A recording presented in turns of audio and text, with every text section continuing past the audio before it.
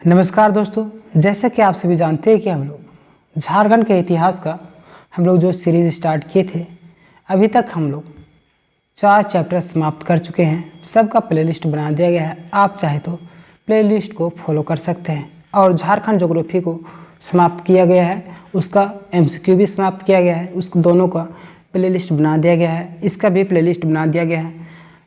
आप चैनल में विजिट करके सारे प्लेलिस्ट को फॉलो कर सकते हैं। तो आज हम लोग देखने वाले हैं चैप्टर 5। ये आपका जेपीएससी जेएसएससी सभी एग्जामों के लिए इम्पोर्टेंट रहेगा। ठीक है, झारखंड के सभी एग्ज़ाम सभी के लिए इम्पोर्टेंट रहेगा। आज हम लोग धार्मिक आंदोलन को पढ़ने वाले हैं। ठीक है,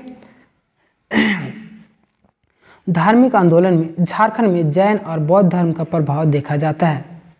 धार्मिक आंदोलन की बात करें तो झारखंड में जैन धर्म एवं बौद्ध धर्म का प्रभाव देखा जाता है। ठीक है, अब डिटेल से थोड़ा देख लेते हैं। जैन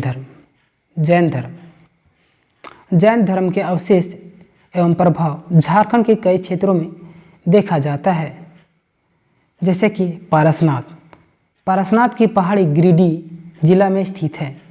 इसकी ऊंचाई 1365 मीटर या तो 44-78 फीट है। इसको याद कर लीजिएगा क्योंकि यहाँ से क्वेश्चन बनते हैं। जैन धर्म का तीर्थस्थल भी पारसनाथ को कहा जाता है। ठीक है, पारसनाथ की पहाड़ी कहाँ पे? गिरिडीह जिला में है और ऊंचाई 1365 मीटर है और 44-78 फीट है। ठीक है, यह जैन धर्म का तीर्थस्थल भी है और जैन धर्म से संबंधित है। ठीक है, पारसनाथ जैन धर्म से संबंधित है। यहाँ पर जैन धर्म के 24 तीर्थकरों में से 23 तीर्थकर का निर्वाण यानी कि मृत्यु या मोक्ष प्राप्त किए हैं। ठीक है, जैन धर्म में 24 तीर्थकर हुए, जिसमें से 23 जो तीर्थकर हुए वो पारसनाथ की पहाड़ी में भी उनका मृत्यु या तो मोक्ष की प्राप्ति हुई है।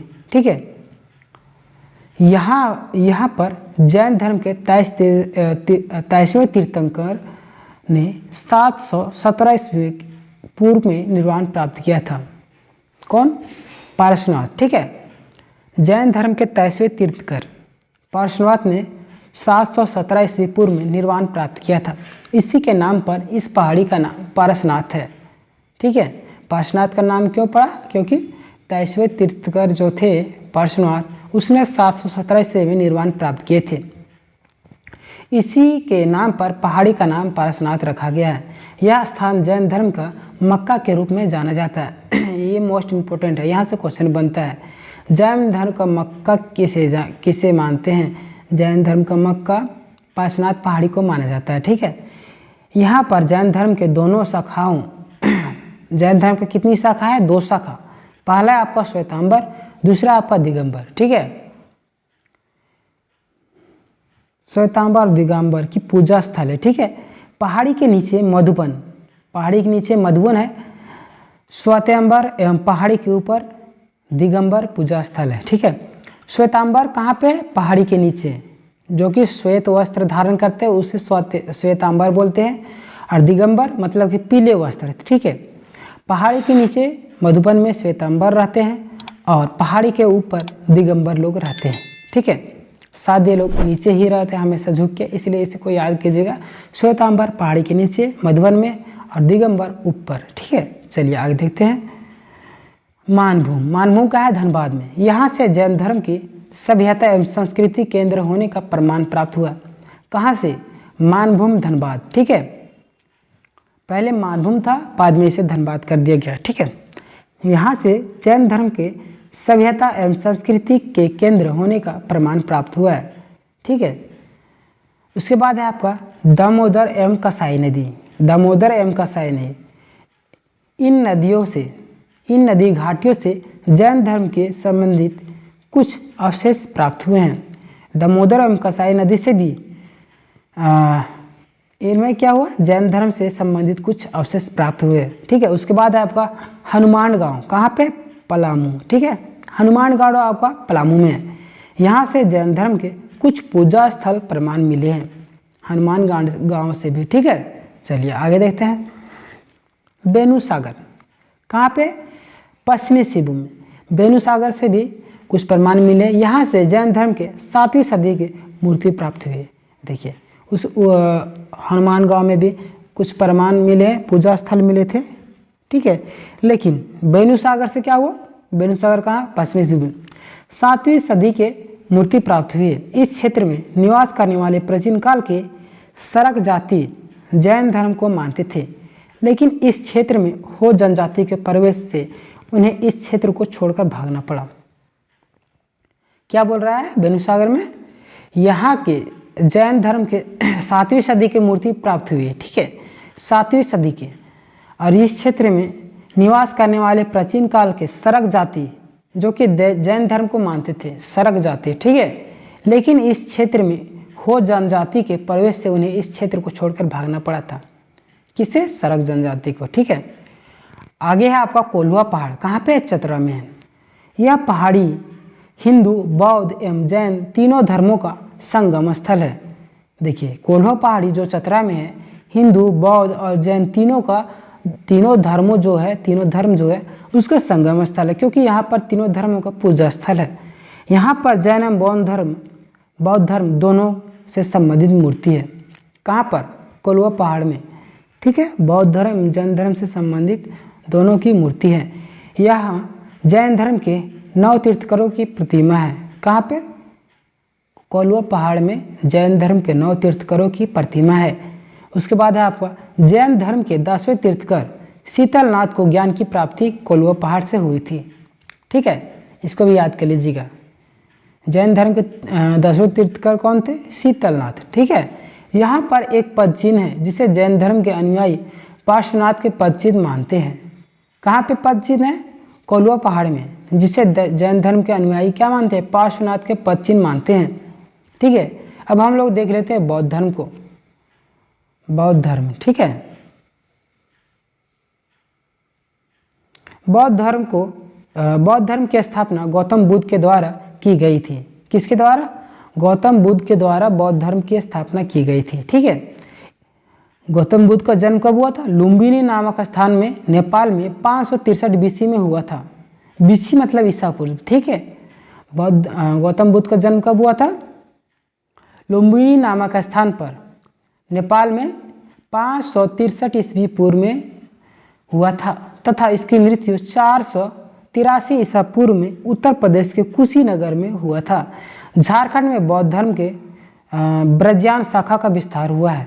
झारखंड में किस शाखा का विस्तार हुआ है, ब्रजयान शाखा का, ठीक है। जन्म हुआ लुम्बिनी नामक स्थान पर, एक क्वेश्चन पूछता है, और नेपाल में हुआ था 563 BC में, तथा इसकी मृत्यु जो कुशीनगर में हुआ था, और कितना BC में, 483 BC में, ठीक है। चलिए आगे देखते हैं। यहाँ पर बौद्ध धर्म से संबंधित कई स्थल हैं, जैसे कि पहला आपका मूर्तिया गांव, यह पलामू जिला में स्थित है। मूर्तिया गांव कहाँ पे, पलामू जिला में स्थित है। यहाँ से एक सिंह चित्र मिला है, ठीक है, यहाँ से सिंह शीर्ष मिला है, जो सांची स्तूप में उत्कृष्ट सिंह शीर्ष के समान है। किसके समान है, सांची स्तूप में उत्कृष्ट, ठीक है, सिंह शीर्ष के समान मिला है, ठीक है। दूसरा है आपका करुआ गांव, यह धनबाद जिला में स्थित है। करुआ गांव कहाँ पे, धनबाद जिला में स्थित है। यहाँ से बौद्ध स्तूप की प्राप्ति हुई है। करुआ जिला में क्या प्राप्ति हुई, बौद्ध स्तूप की प्राप्ति हुई है। तीसरा है आपका सूर्य कुंड, क्या है, सूर्य कुंड, यह हजारीबाग जिला में स्थित है। सूर्य कुंड कहाँ पे, ये तो आप सभी जानते हैं, जिसकी टेम्परेचर 88 डिग्री फ़ारेनहाइट है, ठीक है, और यह सबसे गर्म जल कुंड है, सबसे गर्म जल कुंड, ठीक है, सूर्य कुंड। यहाँ से भगवान बुद्ध की प्रस्तर मूर्ति प्राप्त हुई। प्रस्तर मतलब पत्थर की, ठीक है, सूर्य कुंड से भगवान बुद्ध की पत्थर की मूर्ति प्राप्त हुई है। उसके बाद है आपका बहरनपुर, यह हजारीबाग जिला में है। यहाँ से 1200 वर्ष पूर्व पाषाणकालीन बुद्ध की मूर्ति प्राप्त हुई है, ठीक है, बहरनपुर से भी। उसके बाद आता है आपका सीतागढ़, यह हजारीबाग जिला में स्थित है। सीतागढ़, यहाँ से बुद्ध की 4 आकृति वाली प्रतिमाएं मिली हैं। सीतागढ़ से क्या हुआ, बुद्ध की 4 आकृति वाली प्रतिमाएं मिली है, ठीक है। चीनी यात्री फयान ने इसे बौद्ध विहार के रूप में उल्लेख किया है। किसे, सीतागढ़ को चीनी यात्री जो थे फयान, उसने बौद्ध विहार के रूप में उल्लेख किया है। और क्या मिला था, बुद्ध की 4 आकृतियों वाली प्रतिमाएं मिली हैं, ठीक है। उसके बाद है आपका बेलवा दाग। बेलवा दाग कहाँ पे, खूंटी जिला में स्थित है। बेलवादाग आपका खूंटी जिला में स्थित है। यहाँ से बौद्ध विहार के होने का प्रमाण प्राप्त हुआ है। कहाँ से? खूंटी जिला से बौद्ध विहार होने का प्रमाण प्राप्त हुआ है। ठीक है। उसके बाद आपका कोल्हुआ पहाड़, यह चतरा जिला में स्थित है। कोल्हुआ पहाड़ चतरा जिला में स्थित है। यहाँ से बौद्ध धर्म से संबंधित मूर्ति मिली है। ठीक है। उसके बाद आपका फटुंगा गांव, फटुंगा गांव यह स्थान गुमला जिला में स्थित है। यहाँ से बुद्ध की प्रतिमा मिली है। फटुमा गांव से बुद्ध की प्रतिमा मिली है। ठीक है। उसके बाद आपका पटम्बा गांव, पटम्बा गांव यह गांव जमशेदपुर में है। पटम्बा जमशेदपुर में, यहाँ से बुद्ध की 2 प्रतिमा प्राप्त हुई है। ठीक है। पटम्बा गांव से बुद्ध की 2 प्रतिमा प्राप्त हुई। उसके बाद आपका दियापुर दालमी, यह आपका धनबाद के दामोदर नदी के किनारे स्थित है। दियापुर दालमी कहाँ है? धनबाद में दामोदर नदी के किनारे स्थित है। यहाँ से बौद्ध स्मारक की मूर्ति प्राप्त हुई है। कहाँ से? दियापुर दालमी से बौद्ध स्मारक की मूर्ति प्राप्त हुई। ठीक है। इस स्थान में बुद्धपुर नामक स्थान पर बुद्धेश्वर मंदिर है। दियापुर दालमी जो कि धनबाद में है। ठीक है। यहाँ से बुद्धपुर नामक स्थान पर बुद्धेश्वर मंदिर प्राप्त है। ठीक है। उसके बाद आपका 10वां है आपका ईचागढ़, यह सरायकेला खरसावां में स्थित है। ईचागढ़ सरायकेला खरसावां में स्थित है। यहाँ से बौद्ध धर्म के तारा देवी की प्रतिमाएं प्राप्त हुई है। ईचागढ़ से बौद्ध धर्म की तारा देवी की प्रतिमा प्राप्त हुई है, जिसे रांची संग्रहालय में रखा गया है। ठीक है। तो दोस्तों हमारा 5वां चैप्टर समाप्त हो चुका है। आशा करता हूँ यह वीडियो आपको पसंद आई होगी। और रोज़ दिन हम लोग वीडियो को अपलोड करते जा रहे हैं। इसका MCQ भी अपलोड होते जा रहा है। सभी का प्लेलिस्ट बना दिया गया है, आप प्लेलिस्ट को फॉलो कर सकते हैं। झारखंड ज्योग्राफी समाप्त हो चुका है, उसका भी प्लेलिस्ट बना दिया गया है MCQ से। ठीक है। मिलते हैं नेक्स्ट चैप्टर के साथ। तब तक के लिए धन्यवाद। जय हिंद, जय झारखंड। अगर आप हमारे चैनल में नए हैं तो चैनल को सब्सक्राइब करना ना भूलें। धन्यवाद।